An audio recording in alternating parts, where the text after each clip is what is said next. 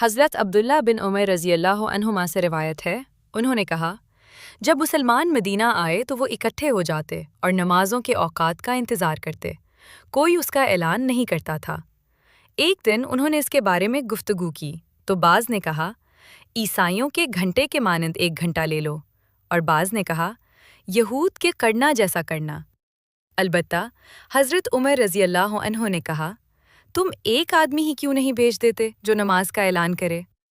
رسول اللہ صلی اللہ علیہ وسلم نے فرمایا، اے بلال، اٹھو اور نماز کا اعلان کرو۔ یہ ایک بہت ہی خوبصورت اور تاریخی حدیث ہے جو صحیح بخاری اور صحیح مسلم میں موجود ہے۔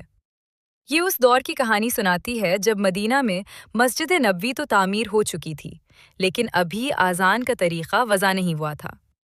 رسول اللہ صلی اللہ علیہ وسلم ہر اہم معاملے میں صحابہ کرام سے مشورہ فرماتے تھے۔ یہ اس بات کی دلیل ہے کہ اسلام میں شورا کو کتنی اہمیت حاصل ہے۔ صحابہ نے گھنٹی اور نرسنگے کی تجویز دی، لیکن اسلام اپنی ایک الگ پہچان رکھنا چاہتا تھا۔ اسلام نہیں چاہتا تھا کہ مسلمانوں کی عبادت کا طریقہ یا اس کی اطلاع عیسائیوں یا یہودیوں کے مشابہ ہو۔ حضرت عمر فاروق رضی اللہ عنہ نے سب سے منفرد مشورہ دیا کہ کسی انسان کو مقرر کیا جائے جو پکار کر لوگوں کو بلائے۔ یہی وہ سوچ تھی جس نے انسانی آواز کو اللہ کی طرف بلانے کا ذریعہ بنایا۔ جب صحابہ کرام نماز کے لیے کسی آواز یا نشانی پر بحث کر رہے تھے تو اسی رات ایک صحابی حضرت عبداللہ بن زید رضی اللہ عنہ نے ایک خواب دیکھا۔ عبداللہ بن زید فرماتے ہیں کہ میں نے خواب میں ایک شخص کو دیکھا جس کے ہاتھ میں ایک ناقوس تھی۔ میں نے اس سے کہا، کیا تم یہ بیچو گے؟ میں اس سے لوگوں کو نماز کے لیے بلاؤں گا۔ اس شخص نے کہا، کیا میں تمہیں اس سے بہتر بات نہ بتاؤں؟ پھر اس نے کھڑے ہو کر بلند آواز میں آذان کے کلمات اللہ اکبر پکار کر سنائے۔ صبح ہوتے ہی حضرت عبداللہ بن زید رسول اللہ صلی اللہ علیہ وسلم کی خدمت میں حاضر ہوئے اور اپنا خواب سنایا۔ آپ صلی اللہ علیہ وسلم نے فرمایا، یہ خواب سچا ہے۔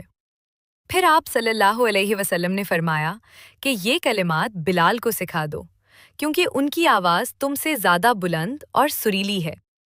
جب حضرت عمر فاروق رضی اللہ عنہ نے اپنے گھر میں آذان کی یہ آواز سنی تو وہ اپنی چادر گھسیٹتے ہوئے تیزی سے مسجد نبوی پہنچے اور عرض کیا، یا رسول اللہ، اس ذات کی قسم جس نے آپ کو حق کے ساتھ بھیجا ہے، میں نے بھی بائنا یہی خواب دیکھا ہے جو عبداللہ بن زید نے سنایا۔